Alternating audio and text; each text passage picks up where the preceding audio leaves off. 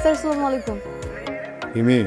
জি sir, আমি কখন থেকে আপনার জন্য অপেক্ষা করছি, আপনি আসবেন আর আমি আপনাকে দেখব। তো ঘোড়া কাছে বলতে ভালো লাগতেছে না। এই বইয়ের ভিতরে একটা চিঠি আছে, ওই চিঠিটা আপনি পড়বেন, আর চিঠিটা পড়বেন পড়ার পর আমাকে জানান।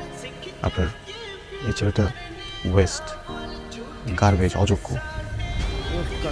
পাগল নাকি? মাথা ঠিক আছে?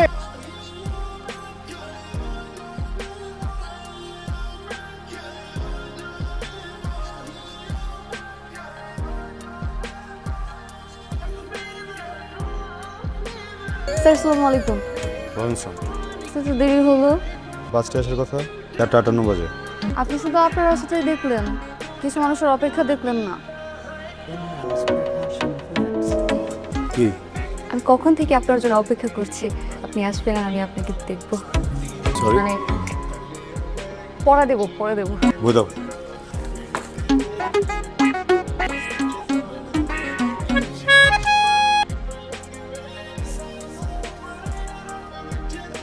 এই একটা ছাড়া বাকি সবগুলো পড়েছি। Figurative language. বাকি সবগুলোর ভেতরেই একটা ছিল না। কলকাতা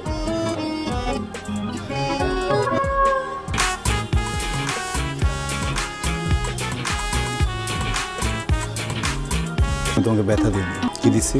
লজ্জা। অনার্সে পড়ো, সারাতে মার জিত হও। আমি 2টা প্রশ্নই পারতাম। বলো না কেন? পারলে তো আপনি টাচ করতেন না।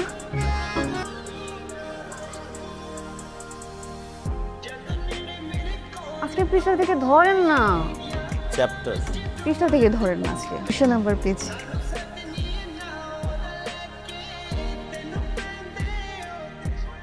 আমি এই সাবজেক্ট আজকে পড়াবো না তোমাকে, অন্য সাবজেক্ট নাও। এই সাবজেক্টে পড়ান না। বলছি তোমাকে এই সাবজেক্ট পড়াবো না আমি। আমার তো ঘোড়া কাছে বলতে ভালো লাগতেছে না। এই বইয়ের ভিতরে একটা চিঠি আছে, ওই চিঠিটা আপনি পড়বেন, আর চিঠিটা পড়বেন পড়ার পর আমাকে জানাবেন। আর যদি আপনি অ্যাভয়েড করেন তাহলে আমি একটা উল্টাপাল্টা কিছু করে ফেলবো।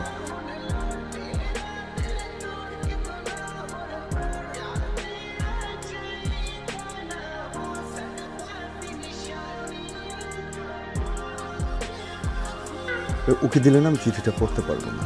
তোর সঙ্গে চিঠি পড়ার অভ্যাসই আমার নাই। আমি এখন বাসে যাব, এই চিঠিটা পড়বো, তারপর উত্তর দিব। আজকে আর পড়াবো না।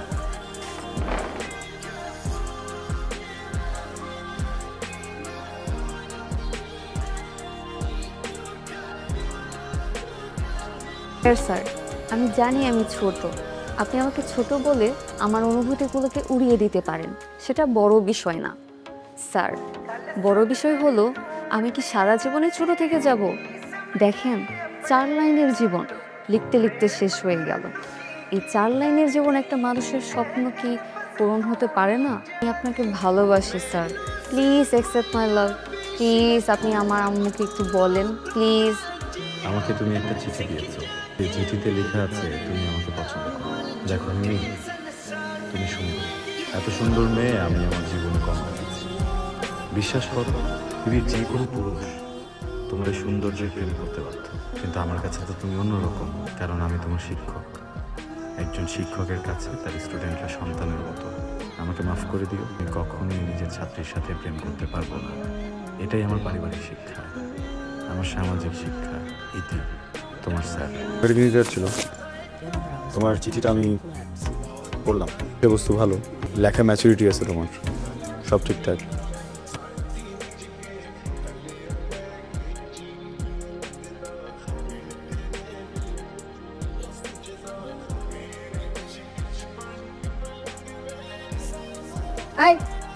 হাতে কি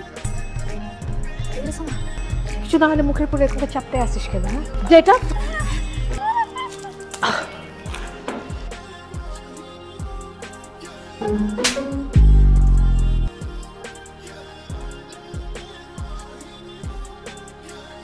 আমার একটা মাত্র মেয়ে, প্রাইভেট পড়ানোর জন্য বাসায় মাস্টার রাখলাম।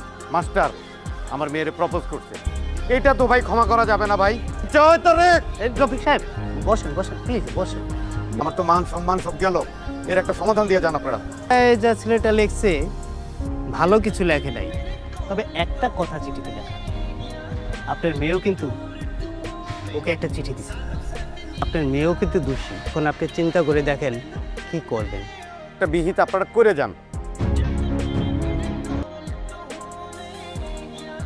আপনার মেয়েকে ওর সাথে বিয়ে দিয়ে দেন। চিঠিটা তো একটা পুরো পৃষ্ঠা ছিল, অর্ধেকটা আপনাদের হাতে আর অর্ধেকটাতে আমার।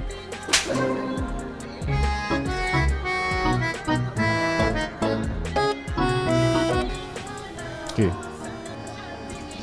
আপনি কি আমার উপর এখন রেগে আছেন? রেগে থাকাটা কি অস্বাভাবিক? তো আমি তো এখন আপনার ছাত্রী নাই, আমি তো আপনার বউ। প্রয়োজনীয় কথা যদি না থাকে আমার সাথে কথা বলবো না, বোঝা গেছে? আমি আমার কাছে বিচার দিয়ে দিব আর আমি আপনার কাছে পড়াবে না। মাথায় কসম দিয়ে বলেন রিকোয়েস্টটা রাখবেন। আরে কি করতে ছাড়ো, আমি কসম কাটি না, ছাড়ো। না না প্লিজ। কসম কাটি না, হাত ছাড়ো। না, ওকে। আপনি আর ছাত্রী পড়াতে পারবেন না, আপনার ছাত্রী পড়ানো নিষেধ।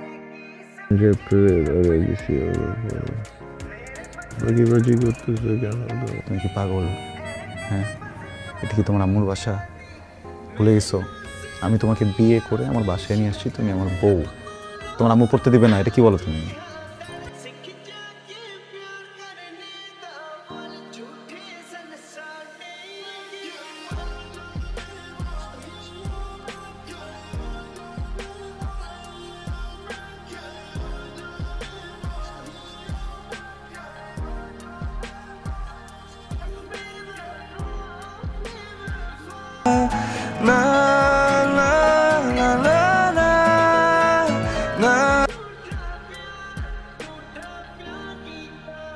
Imro's percussion flips.